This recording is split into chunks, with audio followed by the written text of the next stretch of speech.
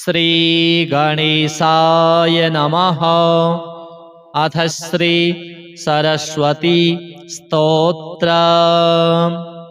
अमला विश्ववन्द्यासा कमलाकरमालिनी विमलाभ्रनिभावोऽव्यात् कमलाया सरस्वती वार्णशस्थाङ्गरूपाया स्वर्णरत्नविभूषिता निर्णया भारती श्वेत वर्णावोऽव्यात् सरस्वती वरदाभयरुद्राक्ष वरपुस्तकधारिणी सरसासा सरोजस्था शारावोऽव्यात् सरस्वती सुन्दरी सुमुखी पद्म मन्दिरा मधुरा च या कुन्दभाषा सदा वोऽव्यात् वन्दिताया सरस्वती रुद्राक्षलिपिता कुम्भ मुद्राधृतकराम्बुजा भद्रार्थदायिनी साव्यात् भद्राब्जाक्षी सरस्वती रक्तकौशेयरत्नाढ्या व्यक्तभाषणभूषणा भक्तहृतपद्मसंस्था साशक्ता वोऽव्यात् सरस्वती चतुर्मुखस्य जायाया चतुर्वेदस्वरूपिणी चतुर्भुजा च सा वोऽव्यात् चतुर्वर्गा सरस्वती सर्वलोकप्रपूज्याया पर्वचन्द्रनिभानना सर्वजिह्वाग्रसंस्था सा सदा वोऽव्यात् सरस्वती सरस्वत्यष्टकं नित्यं सकृत्प्रातर्जपेन्नरः अज्ञैर्विमुच्यते सोऽयं प्राज्ञैरिष्टश्च लभ्यते। अथ श्री महालक्ष्मी अष्टकम्। इंद्र उवाच नमस्तेस्तु महामाये श्रीपीठे सुरपूजिते शङ्खचक्रगदाहस्ते महालक्ष्मी नमोऽस्तुते। नमस्ते गरुडारूढे कोलासुरभयङ्करी सर्वपापहरे देवी महालक्ष्मी नमोऽस्तुते। सर्वज्ञे सर्ववरदे सर्वदुष्टभयङ्करी सर्वदुःखहरे देवी महालक्ष्मी नमोऽस्तुते। सिद्धिबुद्धिप्रदे देवी भुक्तिमुक्तिप्रदायिनी मन्त्रमूर्ते सदा देवी महालक्ष्मी नमोऽस्तुते। आद्यन्तरहिते देवी आद्यशक्तिमहेश्वरी योगजे योगसम्भूते महालक्ष्मी नमोऽस्तुते। स्थूलसूक्ष्ममहारौद्रे महाशक्ते महोदरे महापापहरे देवी महालक्ष्मी नमोऽस्तुते। पद्मासनस्थिते देवी परब्रह्मस्वरूपिणी परमेशि जगन्मातर महालक्ष्मी नमोऽस्तुते। श्वेताम्बरधरे देवी नानालङ्कारभूषिते जगत्स्थिते जगन्मातर महालक्ष्मी नमोऽस्तुते। महालक्ष्म्यष्टकं स्तोत्रं यः पठेत् भक्तिमान् नरः सर्वसिद्धिमवाप्नोति राज्यं प्राप्नोति सर्वदा। एककालं पठेन्नित्यं महापापविनाशनं द्विकालं यः पठेन्नित्यं धनधान्यसमन्वितः त्रिकालं यः पठेन्नित्यं महाशत्रुविनाशनं महालक्ष्मीर्भवेन्नित्यं प्रसन्ना वरदा शुभा। अथ श्रीसूक्तम्। ॐ हिरण्यवर्णां हरिणीं सुवर्णरजतस्रजां चन्द्रां हिरणमयीं लक्ष्मीं जातवेदो आवह ताम् आवह जातवेदो लक्ष्मीमनपगामिनीं यस्यां हिरण्यं विन्देयं गामश्वं पुरुषानहम् अश्वपूर्वां रथमध्यां हस्तिनादप्रबोधिनीं श्रियं देवीमुपुहये श्रीर्मा देवीरजुषतां कांसोऽस्मितां हिरण्यप्राकारां आर्द्रां ज्वलन्तीं तृप्तां तर्पयन्तीं पद्मे स्थितां पद्मवर्णां तामिहोपभये श्रियां चन्द्रां प्रभासां यशसा ज्वलन्तीं श्रियं लोके देवजुष्टामुदारां तां पद्मिनीमीं शरणमहं प्रपद्ये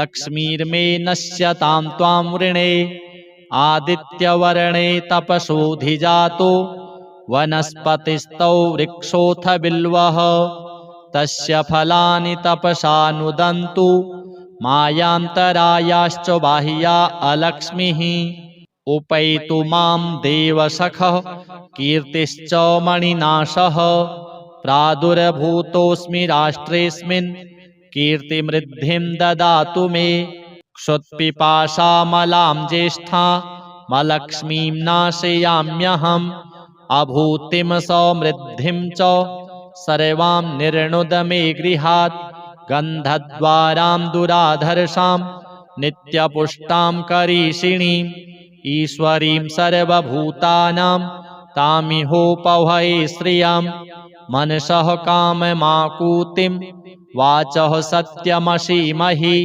पशूनां रूपमन्नस्य मयि श्रीः श्रयतां यशः कर्दमेन प्रजा भूता मयि सम्भव कर्दम श्रियं वासय मे कुले मातरं पद्ममालिनीम् आपः सृजन्तु स्निग्धानि चिकलितवश मे गृहे निच देवीं मातरं श्रियं वासय मे कुले आर्द्रां पुष्करिणीं पुष्टिं पिङ्गलां पद्ममालिनीं चन्द्रां हिरण्मयीं लक्ष्मीं जातवेदो म आवह आर्द्रां यः करिणीं यष्टिं सुवर्णां हेममालिनीं सूर्यां हिरण्मयीं लक्ष्मीं जातवेदो म आवह तां म आवह जातवेदो लक्ष्मीमनपगामिनीं यस्यां हिरण्यं प्रभूतं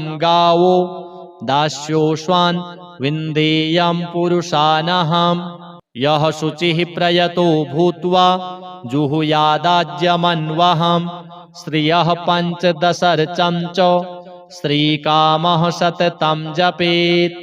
अथ श्री सरस्वती स्तोत्रम्।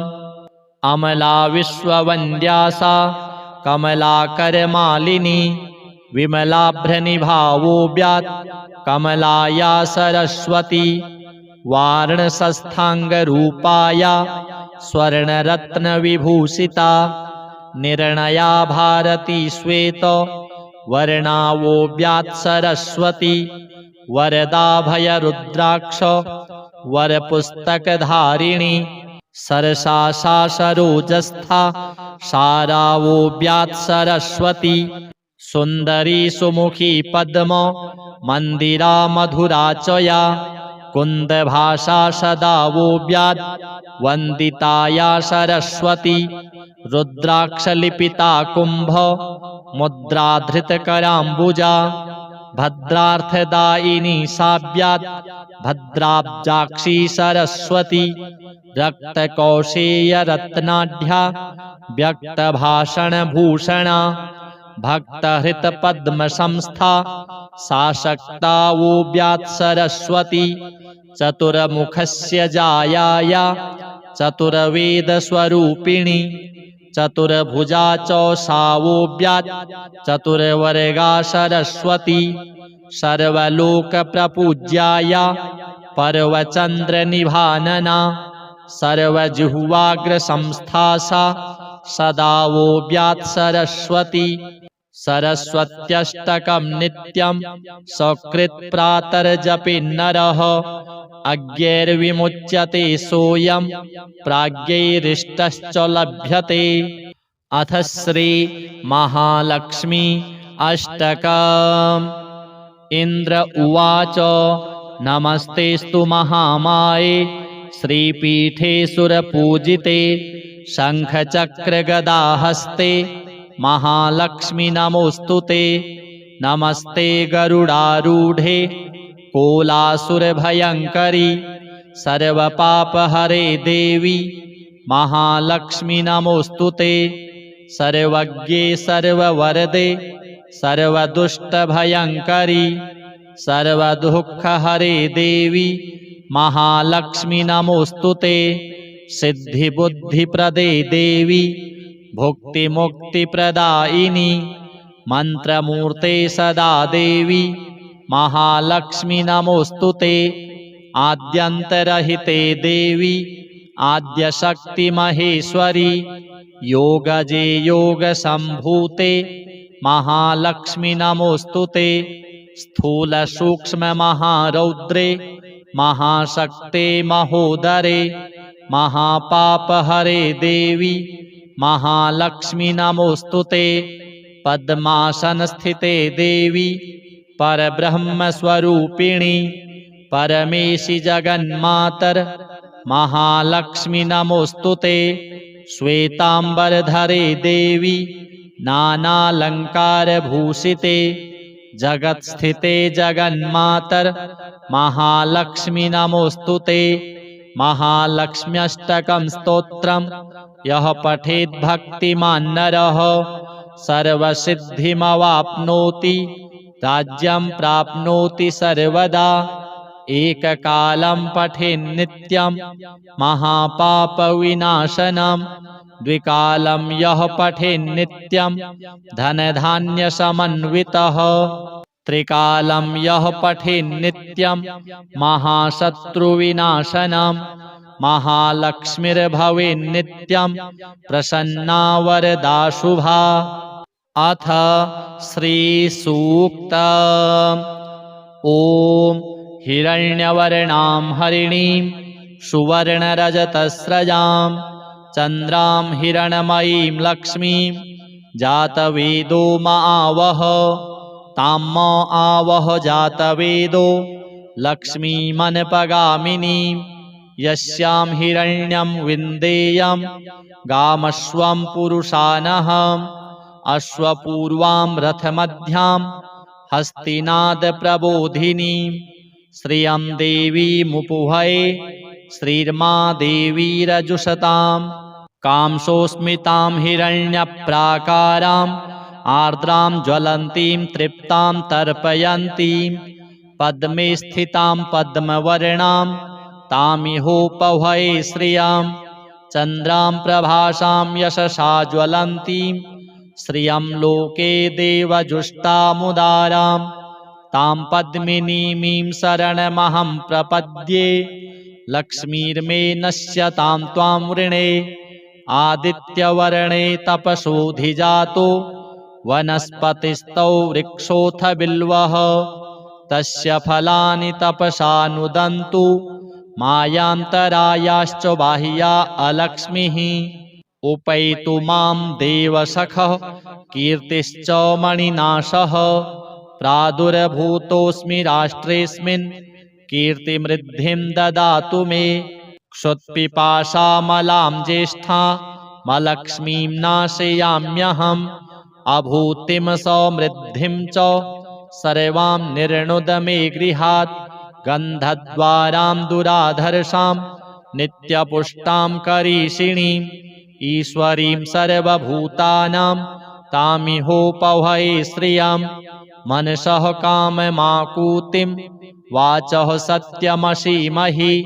पशूनां रूपमन्नस्य मयि श्रीः श्रयतां यशः कर्दमेन प्रजा भूता मयि सम्भव कर्दम श्रियं वासय मे कुले मातरं पद्ममालिनीम् आपः सृजन्तु स्निग्धानि चिकलितवस मे गृहे निच देवीं मातरं श्रियं वासय मे कुले आर्द्रां पुष्करिणीं पुष्टिं पिङ्गलां पद्ममालिनीं चन्द्रां हिरणमयीं लक्ष्मीं जातवेदो मावह आर्द्रां यः करिणीं यष्टिं सुवर्णां हेममालिनीं सूर्यां हिरणमयीं लक्ष्मीं जातवेदो मावह ताम् आवह जातवेदो लक्ष्मीमनपगामिनीं यस्यां हिरण्यं प्रभूतं गावो दास्योश्वान् विन्देयं पुरुषानहम् यः शुचिः प्रयतो भूत्वा जुहुयादाज्यमन्वहम् श्रियः पञ्चदशर्चं च श्रीकामः सततं जपेत्। अथ श्री सरस्वती स्तोत्रम्। अमला विश्ववन्द्या सा कमलाकरमालिनी विमलाभ्रनिभावोऽव्यात् कमलाया सरस्वती वाराणसस्थाङ्गरूपाया स्वर्णरत्नविभूषिता निर्णया भारती श्वेत वर्णावोऽव्यात् सरस्वती वरदाभयरुद्राक्ष वरपुस्तकधारिणी सरसासा सरोजस्था सारावोऽव्यात् सरस्वती सुन्दरी सुमुखी पद्म मन्दिरा मधुरा च या कुन्दभाषा सदावोऽव्यात् वन्दिताया सरस्वती रुद्राक्षलिपिता कुम्भ मुद्राधृतकराम्बुजा भद्रार्थदायिनी साव्यात् भद्राब्जाक्षी सरस्वती रक्तकौशेयरत्नाढ्या व्यक्तभाषणभूषणा भक्तहृतपद्मसंस्था साशक्तावोऽव्यात् सरस्वती चतुर्मुखस्य जायाया चतुर्वेदस्वरूपिणी चतुर्भुजा च सावोऽव्यात् चतुर्वर्गा सरस्वती सर्वलोकप्रपूज्याया पर्वचन्द्रनिभानना सर्वजिह्वाग्रसंस्था सा सदावोऽव्यात् सरस्वती सरस्वत्यष्टकं नित्यं सकृत्प्रातर्जपेन्नरः अज्ञैर्विमुच्यते सोऽयं प्राज्ञैरिष्टश्च लभ्यते। अथ श्री महालक्ष्मी अष्टकम्। इन्द्र उवाच नमस्तेस्तु महामाये श्रीपीठे सुरपूजिते शङ्खचक्रगदाहस्ते महालक्ष्मी नमोऽस्तुते। नमस्ते गरुडारूढे कोलासुरभयङ्करी सर्वपापहरे देवी महालक्ष्मी नमोऽस्तुते। सर्वज्ञे सर्ववरदे सर्वदुष्टभयङ्करी सर्वदुःखहरे देवी महालक्ष्मी नमोऽस्तुते। सिद्धिबुद्धिप्रदे देवी भुक्तिमुक्तिप्रदायिनी मन्त्रमूर्ते सदा देवी महालक्ष्मी नमोऽस्तुते। आद्यन्तरहिते देवी आद्यशक्तिमहेश्वरी योगजे योगसम्भूते महालक्ष्मी नमोऽस्तुते। स्थूलसूक्ष्ममहारौद्रे महाशक्ते महोदरे महापापहरे देवी महालक्ष्मी नमोऽस्तुते।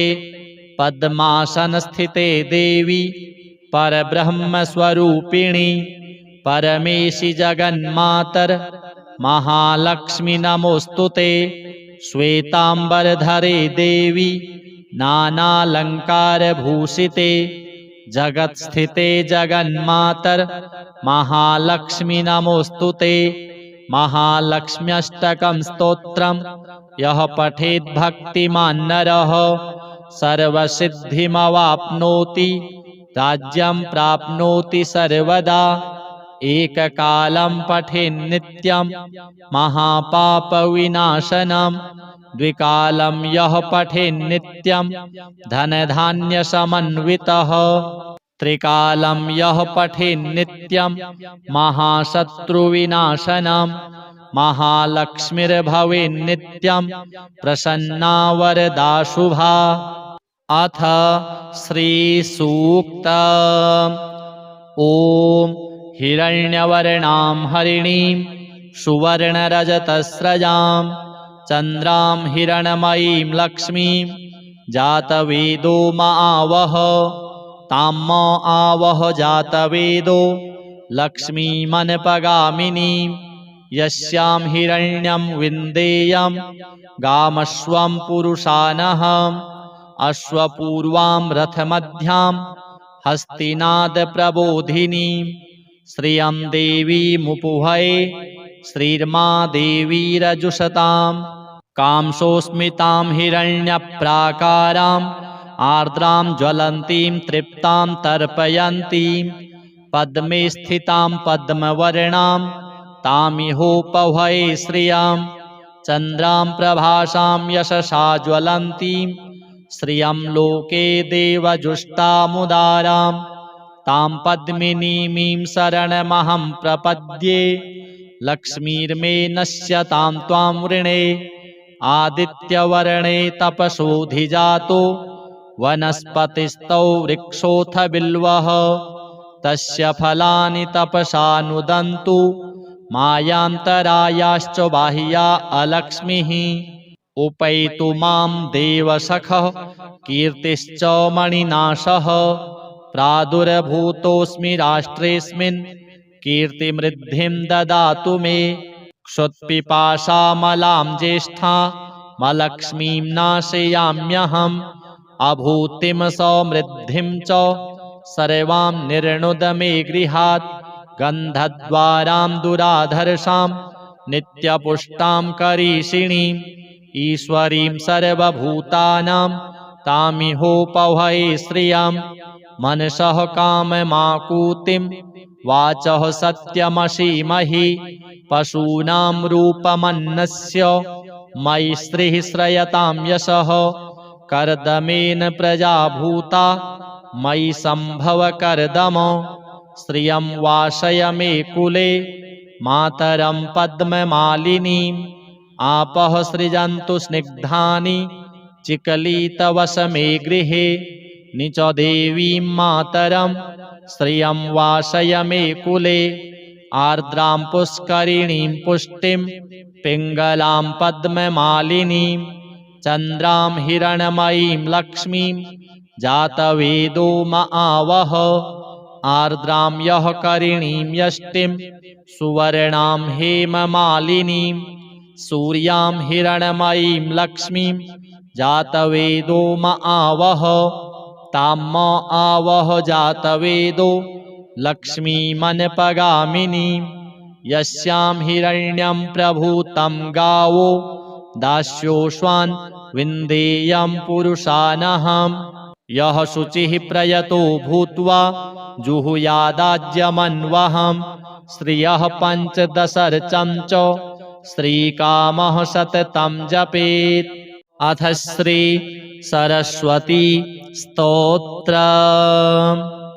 अमला विश्ववन्द्या सा कमलाकरमालिनी विमलाभ्रनिभावोऽव्यात् कमलाया सरस्वती वाराणसस्थाङ्गरूपाया स्वर्णरत्नविभूषिता निर्णया भारती श्वेत वर्णावोऽव्यात् सरस्वती वरदाभयरुद्राक्ष वरपुस्तकधारिणी सरसा सा सरोजस्था सारावोऽव्यात् सरस्वती सुन्दरी सुमुखी पद्म मन्दिरा मधुरा च या कुन्दभाषा सदा वोऽव्यात् वन्दिताया सरस्वती रुद्राक्षलिपिता कुम्भ मुद्राधृतकराम्बुजा भद्रार्थदायिनी साव्यात् भद्राब्जाक्षी सरस्वती रक्तकौशेयरत्नाढ्या व्यक्तभाषणभूषणा भक्तहृतपद्मसंस्था सा शक्ता वोऽव्यात् सरस्वती चतुर्मुखस्य जायाया चतुर्वेदस्वरूपिणी चतुर्भुजा च सा वोऽव्यात् चतुर्वर्गा सरस्वती सर्वलोकप्रपूज्याया पर्वचन्द्रनिभानना सर्वजिह्वाग्रसंस्था सा सदा वोऽव्यात् सरस्वती सरस्वत्यष्टकं नित्यं सकृत्प्रातर्जपेन्नरः अज्ञैर्विमुच्यते सोऽयं प्राज्ञैरिष्टश्च लभ्यते। अथ श्री महालक्ष्मी अष्टकम्। इन्द्र उवाच नमस्तेस्तु महामाये श्रीपीठे सुरपूजिते शङ्खचक्रगदाहस्ते महालक्ष्मी नमोऽस्तुते। नमस्ते गरुडारूढे कोलासुरभयङ्करी सर्वपापहरे देवी महालक्ष्मी नमोऽस्तुते। सर्वज्ञे सर्ववरदे सर्वदुष्टभयङ्करी सर्वदुःखहरे देवी महालक्ष्मी नमोऽस्तुते। सिद्धिबुद्धिप्रदे देवी भुक्तिमुक्तिप्रदायिनी मन्त्रमूर्ते सदा देवी महालक्ष्मी नमोऽस्तुते। आद्यन्तरहिते देवी आद्यशक्तिमहेश्वरी योगजे योगसम्भूते महालक्ष्मी नमोऽस्तुते। स्थूलसूक्ष्ममहारौद्रे महाशक्ते महोदरे महापापहरे देवी महालक्ष्मी नमोऽस्तुते। पद्मासनस्थिते देवी परब्रह्मस्वरूपिणी परमेशि जगन्मातर महालक्ष्मी नमोऽस्तुते। श्वेताम्बरधरे देवी नानालङ्कारभूषिते जगत्स्थिते जगन्मातर महालक्ष्मी नमोऽस्तुते। महालक्ष्म्यष्टकं स्तोत्रं यः पठेत् भक्तिमान् नरः सर्वसिद्धिमवाप्नोति राज्यं प्राप्नोति सर्वदा। एककालं पठेन्नित्यं महापापविनाशनं द्विकालं यः पठेन्नित्यं धनधान्यसमन्वितः त्रिकालं यः पठेन्नित्यं महाशत्रुविनाशनं महालक्ष्मीर्भवेन्नित्यं प्रसन्ना वरदा शुभा। अथ श्रीसूक्त।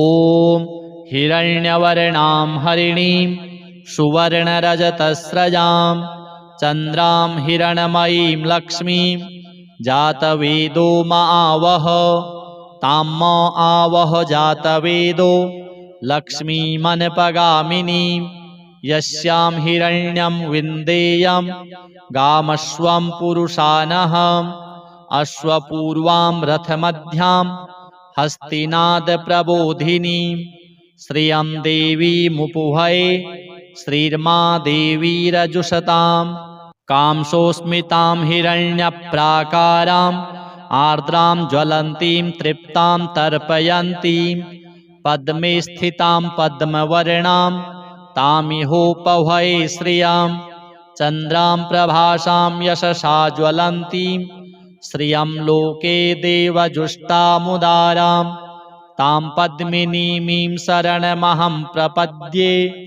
लक्ष्मीर्मे नश्यतां त्वां वृणे।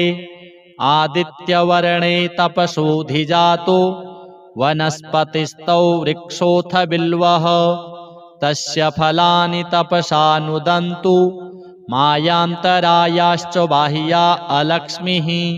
उपैतु मां देवसखः कीर्तिश्च मणिनाशः प्रादुर्भूतोऽस्मि राष्ट्रेऽस्मिन् कीर्तिमृद्धिं ददातु मे।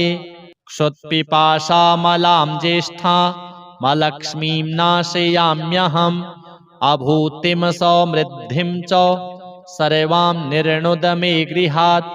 गन्धद्वारां दुराधर्षां नित्यपुष्टां करीषिणीम् ईश्वरीं सर्वभूतानां तामिहोपहये श्रियं मनसः काममाकूतिं वाचः सत्यमसीमहि।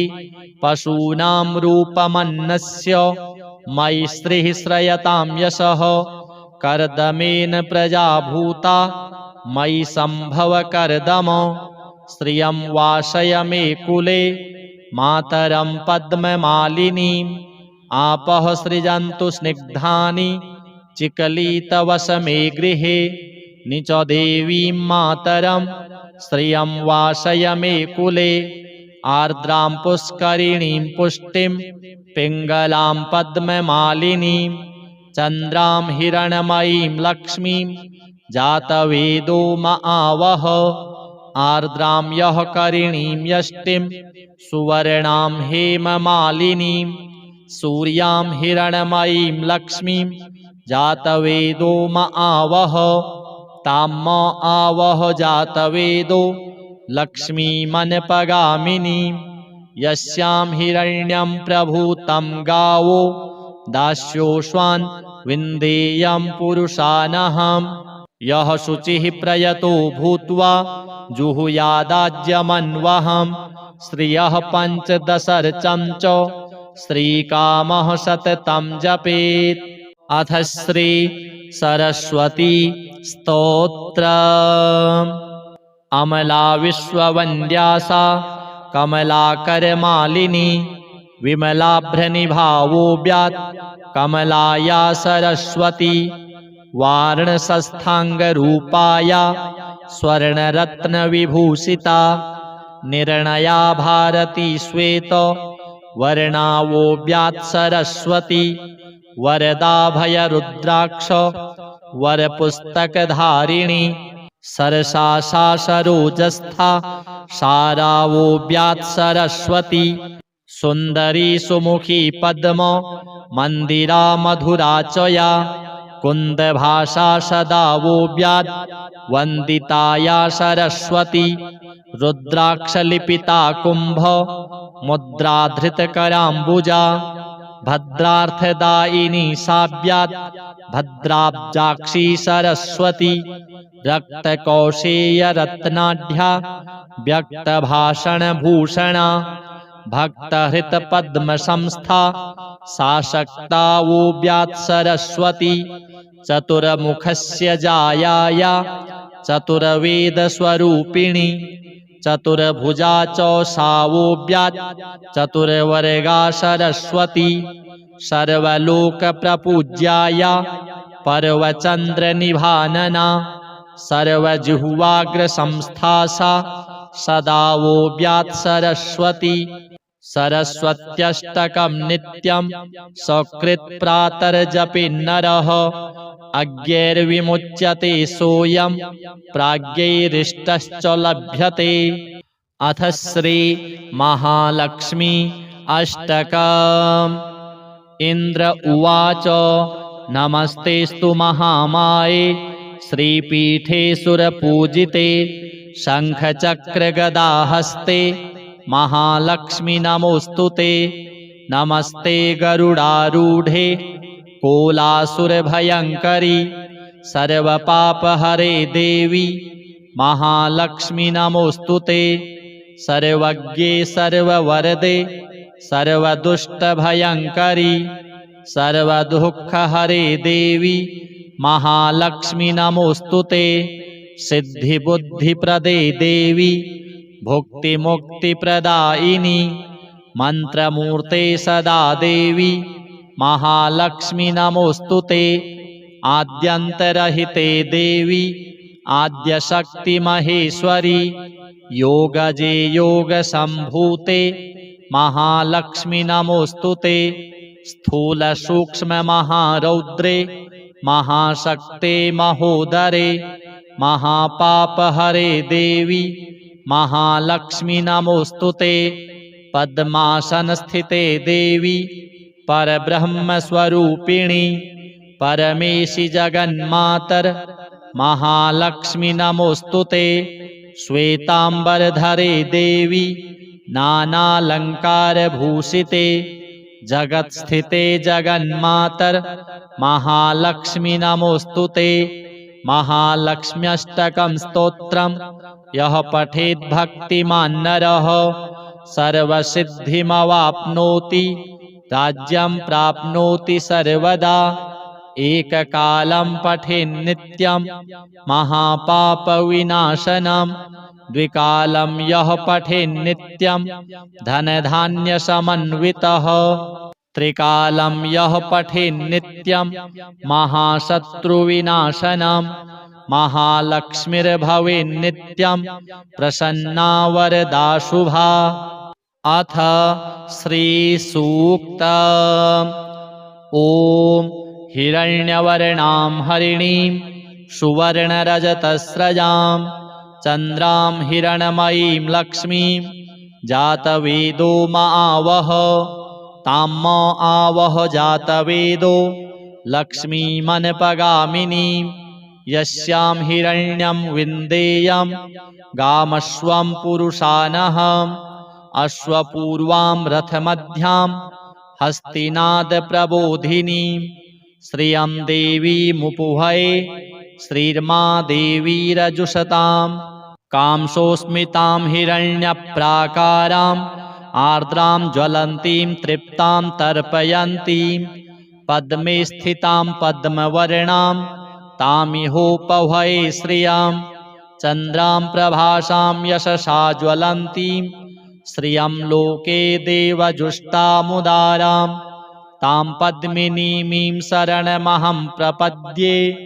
लक्ष्मीर्मे नश्यतां त्वां वृणे आदित्यवर्णे तपसोऽधिजातो वनस्पतिस्तौ वृक्षोऽथ बिल्वः तस्य फलानि तपसा नुदन्तु मायान्तरायाश्च बाह्या अलक्ष्मीः उपैतु मां देवसखः कीर्तिश्च मणिनाशः प्रादुर्भूतोऽस्मि राष्ट्रेऽस्मिन् कीर्तिमृद्धिं ददातु मे क्षुत्पिपासामलां ज्येष्ठामलक्ष्मीं नाशयाम्यहम् अभूतिं समृद्धिं च सर्वां निर्णुद मे गृहात् गन्धद्वारां दुराधर्षां नित्यपुष्टां करीषिणीम् ईश्वरीं सर्वभूतानां तामिहोपभये श्रियं मनसः काममाकूतिं वाचः सत्यमसीमहि पशूनां रूपमन्नस्य मयि श्रीः श्रयतां यशः कर्दमेन प्रजा भूता मयि सम्भव कर्दम श्रियं वासय मे कुले मातरं पद्ममालिनीम् आपः सृजन्तु स्निग्धानि चिकलितवश मे गृहे निच देवीं मातरं श्रियं वासय मे कुले आर्द्रां पुष्करिणीं पुष्टिं पिङ्गलां पद्ममालिनीं चन्द्रां हिरण्मयीं लक्ष्मीं जातवेदो म आवह आर्द्रां यः करिणीं यष्टिं सुवर्णां हेममालिनीं सूर्यां हिरण्मयीं लक्ष्मीं जातवेदो म आवह तां म आवह जातवेदो लक्ष्मीमनपगामिनीं यस्यां हिरण्यं प्रभूतं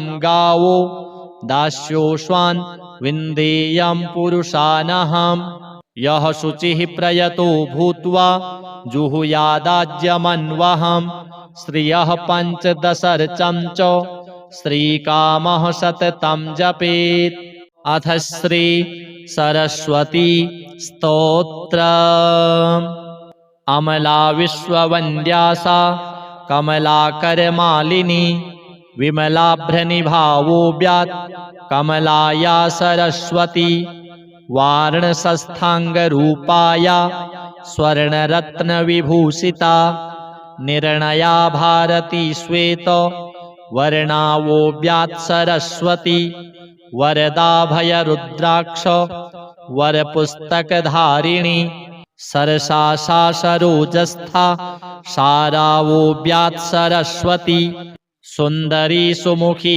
पद्म मन्दिरा मधुरा च या कुन्दभाषा सदा वोऽव्यात् वन्दिताया सरस्वती रुद्राक्षलिपिता कुम्भ मुद्राधृतकराम्बुजा भद्रार्थदायिनी साव्यात् भद्राब्जाक्षी सरस्वती रक्तकौशेयरत्नाढ्या व्यक्तभाषणभूषणा भक्तहृतपद्मसंस्था साशक्ता वोऽव्यात् सरस्वती चतुर्मुखस्य जायाया चतुर्वेदस्वरूपिणी चतुर्भुजा च सा वोऽव्यात् चतुर्वर्गा सरस्वती सर्वलोकप्रपूज्याया पर्वचन्द्रनिभानना सर्वजिह्वाग्रसंस्था सा सदा वोऽव्यात् सरस्वती सरस्वत्यष्टकं नित्यं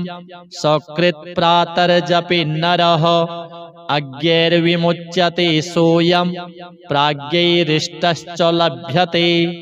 अथ श्री महालक्ष्मी अष्टकम्।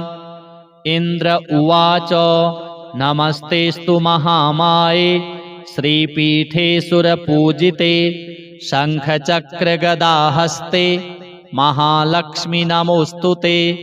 नमस्ते गरुडारूढे कोलासुरभयङ्करी सर्वपापहरे देवी महालक्ष्मी नमोऽस्तुते।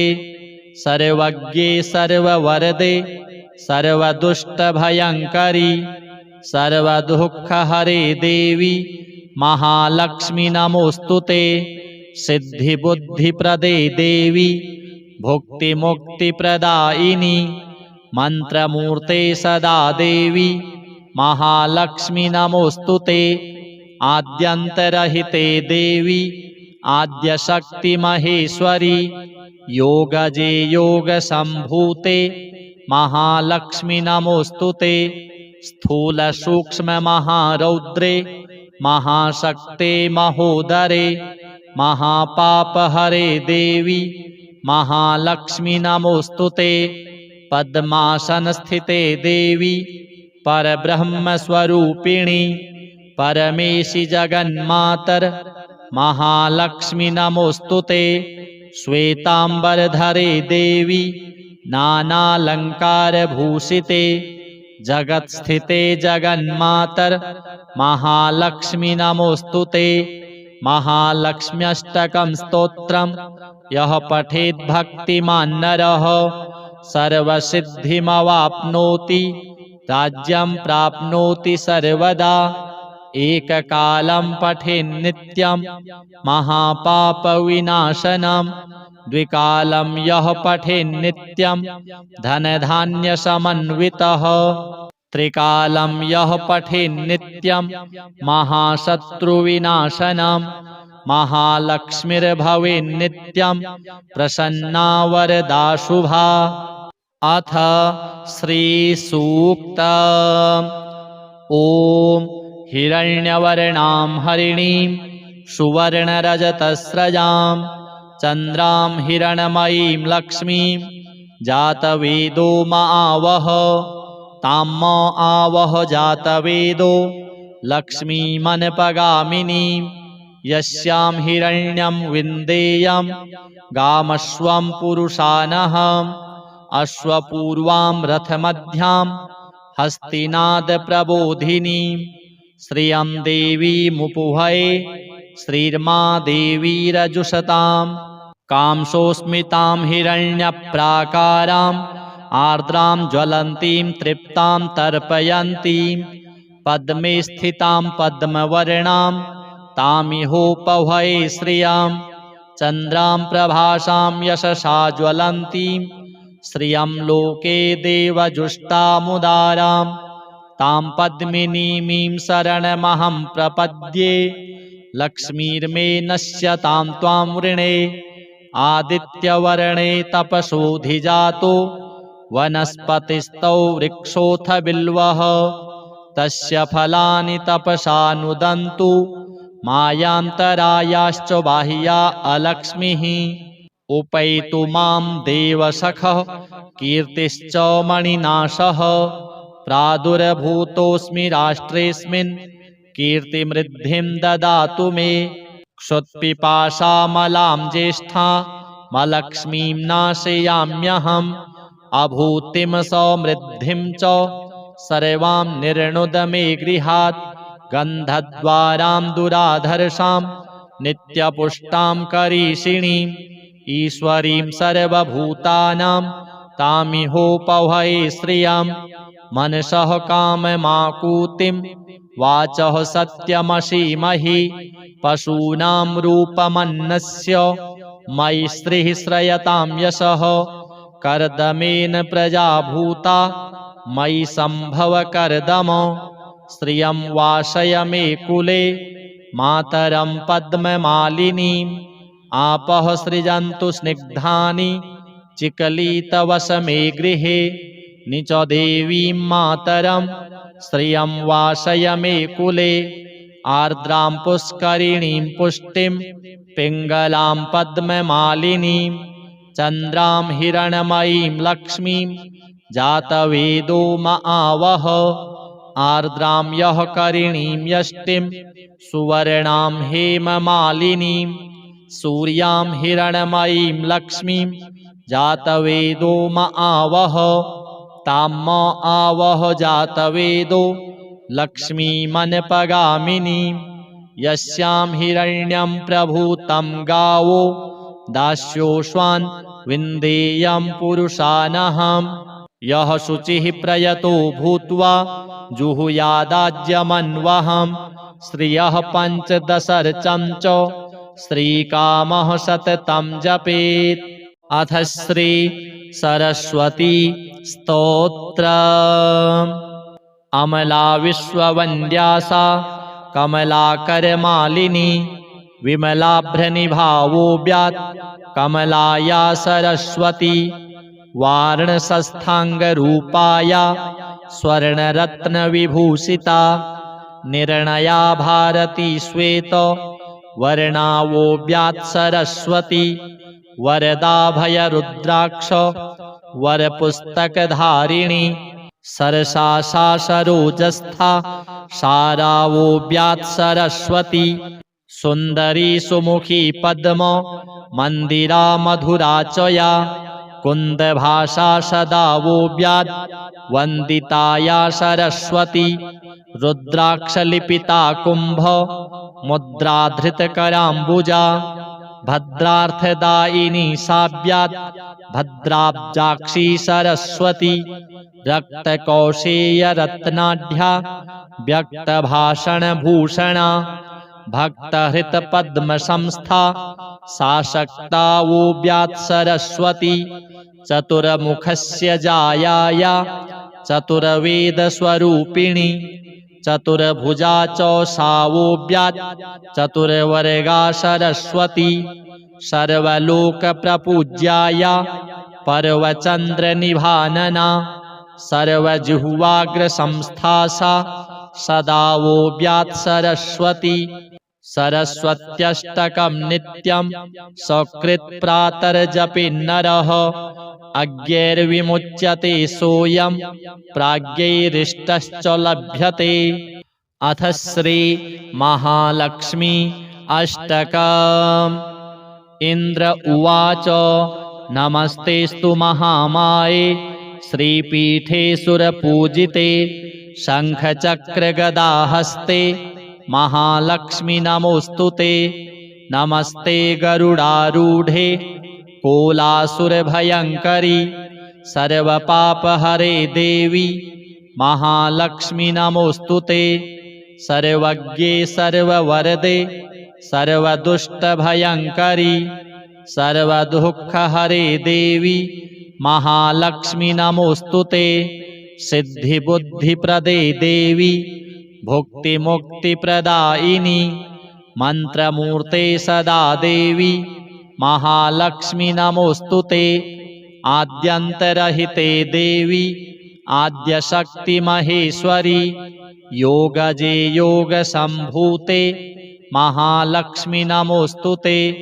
स्थूलसूक्ष्ममहारौद्रे महाशक्ते महोदरे महापापहरे देवी महालक्ष्मी नमोऽस्तुते पद्मासनस्थिते देवी परब्रह्मस्वरूपिणी परमेशि जगन्मातर महालक्ष्मी नमोऽस्तुते श्वेताम्बरधरे देवी नानालङ्कारभूषिते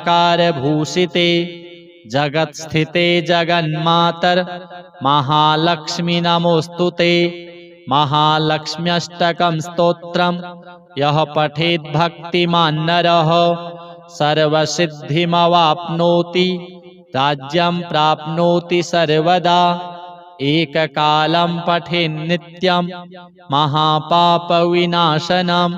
द्विकालं यः पठेन्नित्यं धनधान्यसमन्वितः त्रिकालं यः पठेन्नित्यं महाशत्रुविनाशनं महालक्ष्मीर्भवेन्नित्यं प्रसन्ना वरदा शुभा। अथ श्रीसूक्त। ॐ हिरण्यवर्णां हरिणीं सुवर्णरजतस्रजां चन्द्रां हिरण्मयीं लक्ष्मीं जातवेदो म आवह। तां म आवह जातवेदो लक्ष्मीमनपगामिनीं यस्यां हिरण्यं विन्देयं गामश्वं पुरुषानहम् अश्वपूर्वां रथमध्यां हस्तिनादप्रबोधिनीं श्रियं देवीमुपुभये श्रीर्मा देवीरजुषतां कांसोऽस्मितां हिरण्यप्राकाराम् आर्द्रां ज्वलन्तीं तृप्तां तर्पयन्तीं पद्मे स्थितां पद्मवर्णां तामिहोपभये श्रियां चन्द्रां प्रभासां यशसा ज्वलन्तीं श्रियं लोके देवजुष्टामुदारां तां पद्मिनीमीं शरणमहं प्रपद्ये लक्ष्मीर्मे नश्यतां त्वां वृणे। आदित्यवर्णे तपसोऽधिजातो वनस्पतिस्तौ वृक्षोऽथ बिल्वः तस्य फलानि तपसा नुदन्तु मायान्तरायाश्च बाह्या अलक्ष्मीः। उपैतु मां देवसखः कीर्तिश्च मणिनाशः प्रादुर्भूतोऽस्मि राष्ट्रेऽस्मिन् कीर्तिमृद्धिं ददातु मे। क्षुत्पिपासामलां ज्येष्ठामलक्ष्मीं नाशयाम्यहम् अभूतिं समृद्धिं च सर्वां निर्णुद मे गृहात्। गन्धद्वारां दुराधर्षां नित्यपुष्टां करीषिणीम् ईश्वरीं सर्वभूतानां तामिहोपभये श्रियं मनसः काममाकूतिं वाचः सत्यमसीमहि पशूनां रूपमन्नस्य मयि श्रीः श्रयतां यशः कर्दमेन प्रजा भूता मयि सम्भव कर्दम। श्रियं वासय मे कुले मातरं पद्ममालिनीम् आपः सृजन्तु स्निग्धानि चिकलितवस मे गृहे निच देवीं मातरं श्रियं वासय मे कुले। आर्द्रां पुष्करिणीं पुष्टिं पिङ्गलां पद्ममालिनीं चन्द्रां हिरण्मयीं लक्ष्मीं जातवेदो म आवह। आर्द्रां यः करिणीं यष्टिं सुवर्णां हेममालिनीं सूर्यां हिरण्मयीं लक्ष्मीं जातवेदो म आवह। तां म आवह जातवेदो लक्ष्मीमनपगामिनीं यस्यां हिरण्यं प्रभूतं गावो दास्योऽश्वान् विन्देयं पुरुषानहम्। यः शुचिः प्रयतो भूत्वा जुहुयादाज्यमन्वहं श्रियः पञ्चदशर्चं च श्रीकामः सततं जपेत्। अथ श्री सरस्वती स्तोत्र। अमला विश्ववन्द्या सा कमलाकरमालिनी विमलाभ्रनिभावोऽव्यात् कमलाया सरस्वती वार्णशस्थाङ्गरूपाया स्वर्णरत्नविभूषिता निर्णया भारती श्वेत वर्णावोऽव्यात् सरस्वती वरदाभयरुद्राक्ष वरपुस्तकधारिणी सरसा सरोजस्था सारावोऽव्यात् सरस्वती सुन्दरी सुमुखी पद्म मन्दिरा मधुरा च या कुन्दभाषा सदा वोऽव्यात् वन्दिताया सरस्वती रुद्राक्षलिपिता कुम्भ मुद्राधृतकराम्बुजा भद्रार्थदायिनी साव्यात् भद्राब्जाक्षी सरस्वती रक्तकौशेयरत्नाढ्या व्यक्तभाषणभूषणा भक्तहृतपद्मसंस्था साशक्ता वोऽव्यात् सरस्वती चतुर्मुखस्य जायाया चतुर्वेदस्वरूपिणी चतुर्भुजा च सावोऽव्यात् चतुर्वर्गा सरस्वती सर्वलोकप्रपूज्याया पर्वचन्द्रनिभानना सर्वजिह्वाग्रसंस्था सा सदा वोऽव्यात् सरस्वती सरस्वत्यष्टकं नित्यं सकृत्प्रातर्जपेन्नरः अज्ञैर्विमुच्यते सोऽयं प्राज्ञैरिष्टश्च लभ्यते। अथ श्री महालक्ष्मी अष्टकम्। इन्द्र उवाच नमस्तेस्तु महामाये श्रीपीठे सुरपूजिते शङ्खचक्रगदाहस्ते महालक्ष्मी नमोऽस्तुते। नमस्ते गरुडारूढे कोलासुरभयङ्करी सर्वपापहरे देवी महालक्ष्मी नमोऽस्तुते। सर्वज्ञे सर्ववरदे सर्वदुष्टभयङ्करी सर्वदुःखहरे देवी महालक्ष्मी नमोऽस्तुते। सिद्धिबुद्धिप्रदे देवी भुक्तिमुक्तिप्रदायिनी मन्त्रमूर्ते सदा देवी महालक्ष्मी नमोऽस्तुते। आद्यन्तरहिते देवी आद्यशक्तिमहेश्वरी योगजे योगसम्भूते महालक्ष्मी नमोऽस्तुते। स्थूलसूक्ष्ममहारौद्रे महाशक्ते महोदरे महापापहरे देवी महालक्ष्मी नमोऽस्तुते। पद्मासनस्थिते देवी परब्रह्मस्वरूपिणी परमेशि जगन्मातर महालक्ष्मी नमोऽस्तुते। श्वेताम्बरधरे देवी नानालङ्कारभूषिते जगत्स्थिते जगन्मातर महालक्ष्मी नमोऽस्तुते। महालक्ष्म्यष्टकं स्तोत्रं यः पठेत् भक्तिमान् नरः सर्वसिद्धिमवाप्नोति राज्यं प्राप्नोति सर्वदा। एककालं पठेन्नित्यं महापापविनाशनं द्विकालं यः पठेन्नित्यं धनधान्यसमन्वितः त्रिकालं यः पठेन्नित्यं महाशत्रुविनाशनं महालक्ष्मीर्भवेन्नित्यं प्रसन्ना वरदा शुभा। अथ श्रीसूक्तम्।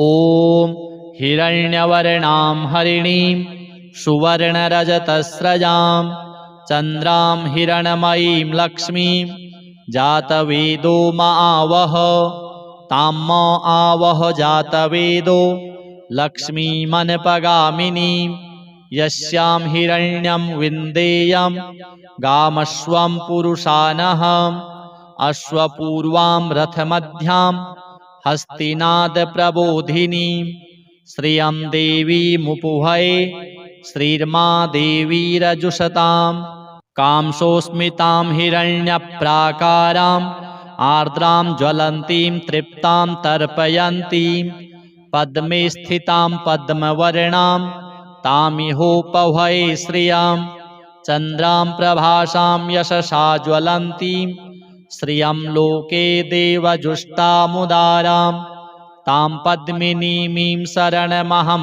प्रपद्ये लक्ष्मीर्मे नश्यतां त्वां वृणे।